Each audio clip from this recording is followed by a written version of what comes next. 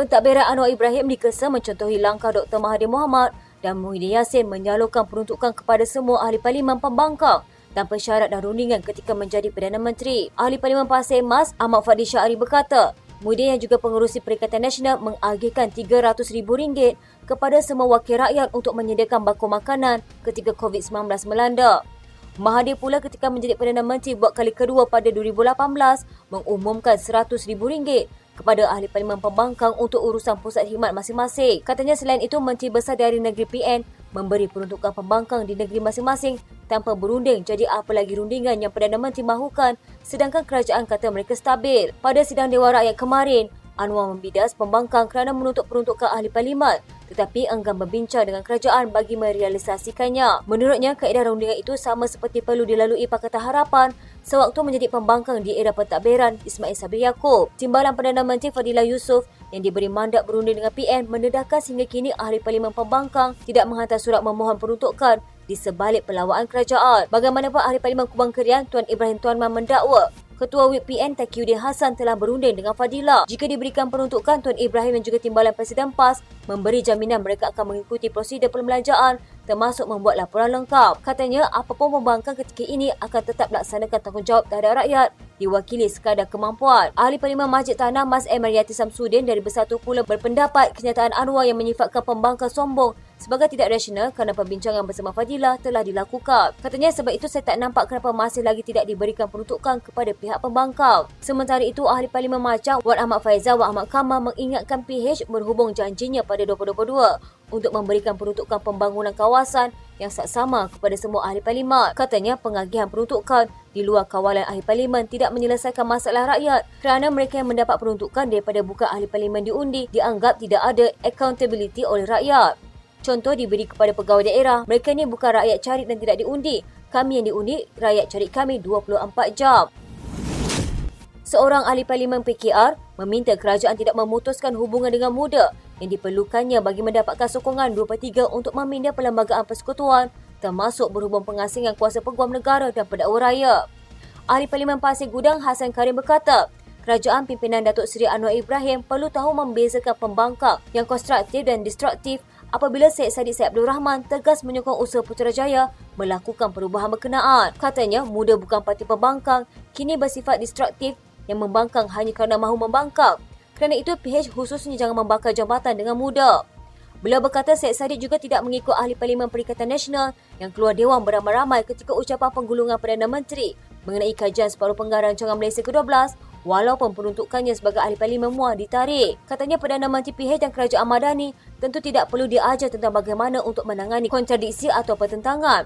Kontradiksi antara PH dan muda adalah kontradiksi yang bersifat air dicincang tidak akan putus atau cari-cari bulu ayam lambat laun bercantum juga. Kontradiksi ini adalah kontradiksi non-antagonistik. Pada 10 September, Syed Saddiq secara rasmi keluar daripada blok kerajaan menjadi kuasa ketiga sebagai protes terhadap keputusan melepas tanpa membebaskan Presiden UMNO Datuk Seri Dr. Ahmad Zahid Hamidi.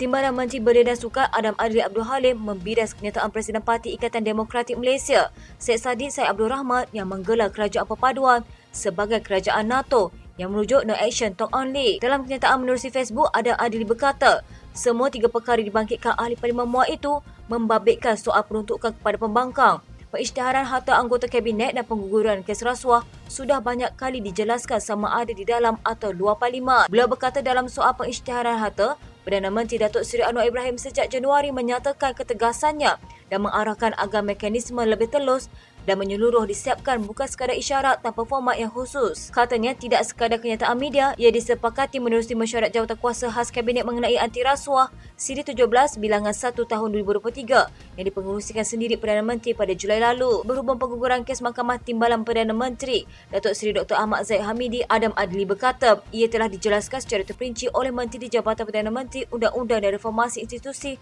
Datuk Seri Azalina Osman Said di Parlimen. Katanya pengguguran kes mahkamah tentu sekali saya yakin merujuk kepada kes TPM berbanding kes Bagong telah dijawab dalam Parlimen secara terperinci oleh Yang Berhormat Azalina atas kapasiti sebagai Menteri menjaga undang-undang dan reformasi institusi, ditandai dengan komitmen kerajaan hari ini untuk memisahkan kuasa peguam negara dan pendakwa raya. Malah isu di NAA, TPM juga telah dibawa kepada perhatian Jawatankuasa Pilihan Khas Parlimen selain bakal dijawab sendiri oleh Perdana Menteri dalam Dewan Rakyat. Mengenai peruntukan kepada pembangkang, beliau berkata Perkara itu berulang kali diingatkan untuk mereka memulakan rundingan bersama kerajaan. Namun sehingga kini masih belum disambut selain ia digunakan sebagai modal untuk bercakap dalam persidangan di Dewan Rakyat serta berkemungkinan sebagai modal membohongi rakyat di kawasan masing-masing seolah-olah kerajaan zalim. Katanya soal NATO ini eloklah Sadiq jangan hanya cerminkan kepada perkara mengikut selera beliau. Cerminkan juga kepada dasar kebajikan rakyat dikemukakan menerusi Belanjawan 2023 yang lepas dan inisiatif yang sedang berjalan dalam menoktakan kemiskinan tegar, menyelesaikan masalah dan keperluan asas rakyat termasuk sekolah dan fasiliti kesihatan, bekalan air bersih, pemulihan ekonomi pasca pandemik dan transisi tenaga yang bakal bermula kelak. Dalam pada itu, Adam Adrian juga Ketua Angkatan Muda Keadilan turut membidas kenyataan Ketua Angkatan Bersatu Anak Muda Bersatu yang juga ahli parlimen macam Wan Ahmad Faizal Wan Ahmad Kamal bahawa kerajaan sebagai pengamal politik Tong Babi. Katanya entah dari mana idea politik Tong Babi dinyatakan beliau, sedangkan kawasan beliau itu iaitu Macang sendiri adalah salah satu kawasan yang turut menerima peruntukan besar mencecah 1.44 bilion ringgit buat negeri Kelantan dalam bentuk infrastruktur asas termasuk jalan raya dan jabatan. Belum lagi dikira sekali dengan komitmen penyelesaian isu bekalan air yang turut mencecah bilion ringgit. Dakwaan pembangkang mula memainkan sensitiviti kaum, agama dan institusi diraja. Meskipun kempen pilihan raya kecil Dewan Undangan Negeri Pelangai membuktikan Pakatan Harapan takut dengan pengaruh Perikatan Nasional. Timbalan Presiden PAS Datuk Seri Tuan Ibrahim Tuan Man berkata, semua pihak perlu jelas mengenai bentuk sentimen 3R yang dilarang kerana bukan semua isu berkaitan terutamanya perkara membabitkan agama tidak boleh diperkatakan. Katanya PH sebenarnya bimbang pengaruh PN yang semakin berkembang, kena jelas apa yang boleh dan tidak boleh dibangkitkan. Bukan semua isu agama tidak boleh diperkatakan. Kalau orang Islam tidak boleh bincang agamanya, apa akan jadi dengan kejahilan ummah dalam Islam? Begitu juga isu bangsa, bukan semua tidak boleh. Kalau orang Melayu, Cina atau India tidak boleh bincang nasib bangsa mereka sendiri, siapa yang akan perjuangkan nasib bangsanya? Beliau berkata demikian ketika diminta mengulas dakwaan ahli Parlimen Bentong yang Syafura Osman bahawa sentimen Melayu dan agama sudah pun bermula sebelum kempen Pelangai apabila pihak sebelah sana bermain sentimen 3R. Penyalahgunaan peruntukan dana ahli parlimen akan menyebabkan Suruhanjaya Pencegahan Rasuah Malaysia bertindak. Perdana Menteri Datuk Seri Anwar Ibrahim berkata, ada dakwaan bahawa tanpa peruntukan, ahli parlimen tidak dapat membantu bila berlaku kematian. Saya ingin mengingatkan sekiranya wang ini digunakan untuk kenduri, tindakan akan diambil oleh SPRM. Beliau turut memberi amaran kepada blok pembangkang agar tidak mendakwa peruntukan tidak diberikan kepada kawasan masing-masing. Katanya ada perbezaan di antara peruntukan kawasan dan peruntukan ahli parlimen. Jangan kata tiada peruntukan untuk rakyat. Pilihan Muhammad Noor, Perikatan Nasional Ketereh mencelah dan menerangkan peruntukan ahli parlimen diperlukan untuk pusat khidmat dan lawatan ke kawasan yang terjejas. Anwar mengulangi pendiriannya bahawa kerajaan sanggup berunding dengan ahli parlimen pembangkang sebelum sejumlah dana diluluskan. Katanya, saya sudah arahkan TPM2 tapi setakat ini tiada rundingan pun. Sekiranya banjir boleh tulis kerana itu tidak termasuk peruntukan ahli parlimen. Perikatan Nasional telah menamakan Ketua Pembangkang Datuk Seri Hamzah Zainuddin, Perikatan Nasional Larut Datuk Seri Taqiyuddin Hassan, Perikatan Nasional Kota Baru Datuk Zejidin, Perikatan Nasional Putrajaya sebagai wakil rundingan dalam bulan April, tetapi mereka belum lagi membuka langkah ke arah itu. Cadangan supaya kerajaan mengkaji semula keperluan mengadakan pilihan raya kecil bagi mengisi kekosongan luar jangka. Susulan kematian penyandangnya wajar diteliti dengan terperinci walaupun ia dapat menjimatkan perbelanjaan kerajaan. Pakar Perlembagaan dan Penganalisis Politik sependapat cadangan itu satu langkah yang progresif bagi sistem pilihan raya di negara ini yang perlu diberikan perhatian oleh kerajaan. Namun dalam masa terdekat mereka percaya ia sukar untuk dilaksanakan, terutama kepada parti politik yang memerintah kerajaan tidak mempunyai majoriti 2/3. Pakar Perundangan dan Perlembagaan Profesor Dr. Ning Ahmad Kamal Nik Muhammad berkata, jelas sekali cadangan itu menarik yang dapat menjimatkan perbelanjaan kerajaan kerana setiap PRK memerlukan perbelanjaan yang besar. Katanya jika berlaku kekosongan luar jangka yang agak kerap, kos yang tinggi perlu ditanggung oleh kerajaan. Katanya PRK sering tidak mendapat sambutan yang baik oleh pengundi. Kehadiran melebihi 50% kadang-kala sukar untuk dicapai. Pada masa yang sama, cadangan ini perlu dipenelitian mendalam. Pertama, dalam keadaan kerajaan semasa yang tidak mempunyai majoriti besar, kekosongan tidak dijangka amat perlu diganti untuk mengelakkan kehilangan majoriti sokongan atau berada dalam kedudukan amat tidak selesa kerana jumlah majoriti yang mengecil. Semalam, bekas Timbalan Pengurusi Suruhanjaya Pilihan Raya, Datuk Seri Wan Ahmad Wan Omar dilapor berkata, sudah tiba masanya kerajaan mengkaji semula keperluan mengadakan PRK bagi mengisi kekosongan luar jangka susulan kematian penyandang kursi berkenaan. Bercakap kepada portal media, katanya Kada 54 Perlembagaan Persekutuan wajar dibuat sedikit pindaan dengan mewujudkan satu peruntukan khas berkaitan ketetapan itu. Katanya dengan pindaan itu, kerajaan mampu menjimatkan wang negara daripada terpaksa membelanjakan antara 4 juta ke 6 juta bagi setiap PRK. Ning Ahmad Kamal juga ahli Majlis Profesor Negara, Kluster Politik Government dan Undang-Undang berkata, perkara kedua perlu dipertimbangkan bagi melaksanakan cadangan itu adalah pertimbangan hayat kerajaan yang baru saja ditubuhkan ini. Katanya dalam usia tidak sampai setahun, kekosongan yang tidak jangka perlu diisi segera kerana pengundi kawasan itu tidak mempunyai wakil mereka di Parlimen atau Dewan Undangan Negeri yang mungkin memberi kesan tidak baik kepada pengundi. Beliau menjelaskan dalam jangka pendek mungkin ahli parlimen atau ahli Dewan Undangan Negeri kawasan lain boleh mengambil tugas itu, namun perlu ambil kira sama ada beliau dapat melaksanakan tanggungjawab dengan baik dan berkesan. Katanya ketiga parti politik mahukan wakil mereka di parlimen atau DUN. Jika wakil rakyat mereka meninggal dunia, sudah tentu mereka mahu mendapatkan penggantinya. Jika tiada PRK, mereka akan hilang wakil rakyat yang pernah mewakili mereka sebelum ini. Kehilangan perwakilan dalam parlimen atau DUN memberi kesan tidak baik pada reputasi mereka sebagai parti politik. Sementara itu, penganalisis politik dari Universiti Kebangsaan Malaysia, Profesor Maria Dr. Salawati Mat Basir berkata, pindaan perlembagaan bagi membolehkan cadangan berkenaan sesuai jika tujuannya bagi menjimatkan perbelanjaan kerajaan. Katanya tidak dinafikan perbelanjaan untuk mengadakan satu-satu PRK itu sememangnya besar, tambahan pula jika ia kerap diadakan. Namun katanya persoalannya, bagaimana jika tiada PRK? Siapa yang akan dipilih bagi menjadi wakil rakyat di kawasan berkenaan? Katanya jika undang-undang itu dipindah, siapa yang akan menjadi adun dan ahli parlimen di kursi berkenaan? Jika masih baru, mungkin boleh berikan pada parti sedia ada yang menang. Bagaimana jika sudah lama, adakah ia perlu diberikan pada parti yang kalah? Pemimpin Bersatu Tun Faisal Ismail Aziz memberi amaran bahawa Perikatan Nasional mungkin akan menganjurkan satu lagi tunjuk perasaan jika tuntutannya termasuk supaya Timbalan Perdana Menteri Datuk Seri Ahmad Zahid Hamidi didakwa semula tidak diendahkan. Tun Faisal antara yang disoal siasat berhubung perhimpunan pada 16 September lalu. Katanya kita ada 3 tuntutan. Pertama, dakwa. Kedua, kita minta dibebaskan SPRM dan Jabatan Peguam Negara daripada kuasa eksekutif. Dan yang ketiga, kita minta keadilan yang jelas untuk semua pihak.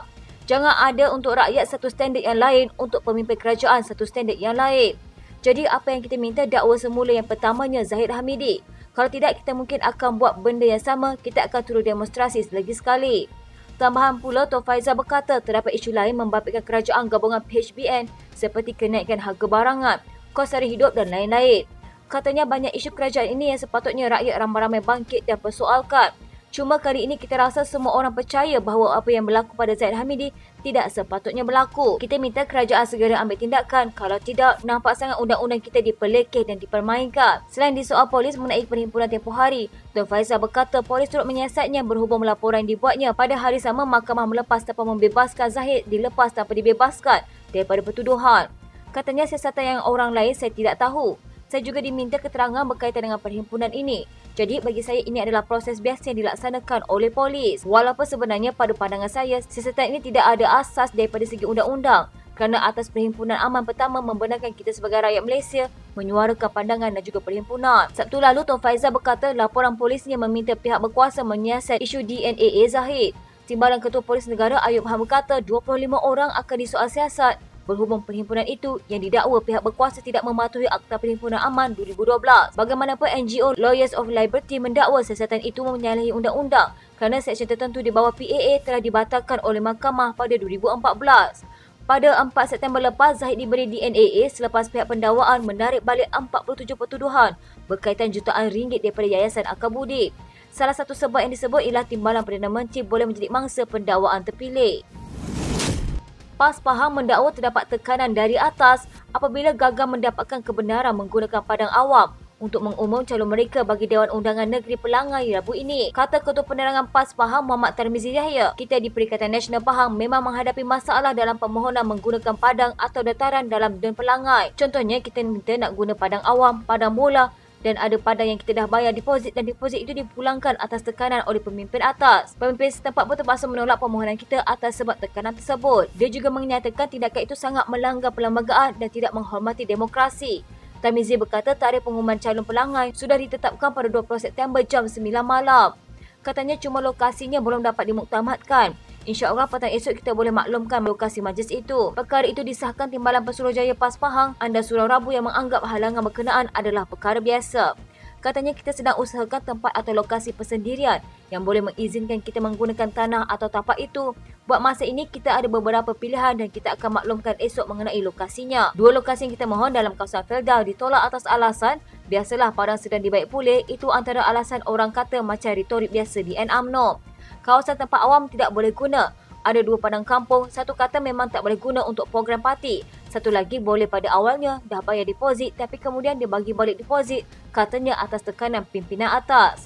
Sementara itu, Pesuruhjaya PAS Pahang yang juga timbalan pengurusi PN Pahang, Rosli Abdul Jabbar pula berkata keputusan berkaitan lokasi pengumuman calon akan dimaklumkan esok. Katanya insya-Allah esoklah saya maklumkan. Ada alternatif maklum awal nanti kena kacau pula. Pilihan Raya Kecil Pelangai Pahang akan diadakan pada 7 Oktober ini dan penamaan calon pada 23 September. PRK itu diadakan susulan kekosongan luar jangka susulan kematian penyandangnya, Johari Harun dalam naas pesawat di Bandar Elmina Shah Alam pada 17 Ogos lalu. PRK itu adalah yang keempat selepas pilihan raya umum ke-15 pada November tahun lalu. Kawasan dengan 16,456 orang pemilih itu mempunyai 64% pengundi Melayu, 27% Cina, 7% India dan 1% lain-lain. Dalam pilihan raya 2022, Johari daripada BN menang dengan majoriti lebih 4,000 undi, menewaskan calon PN, PH dan pejuang yang hilang wang pertaruhan. Sekian berita menarik sepanjang minggu ini. Jangan lupa follow Facebook dan YouTube Dietland TV. Dapatkan info terkini di Facebook serta YouTube di TV.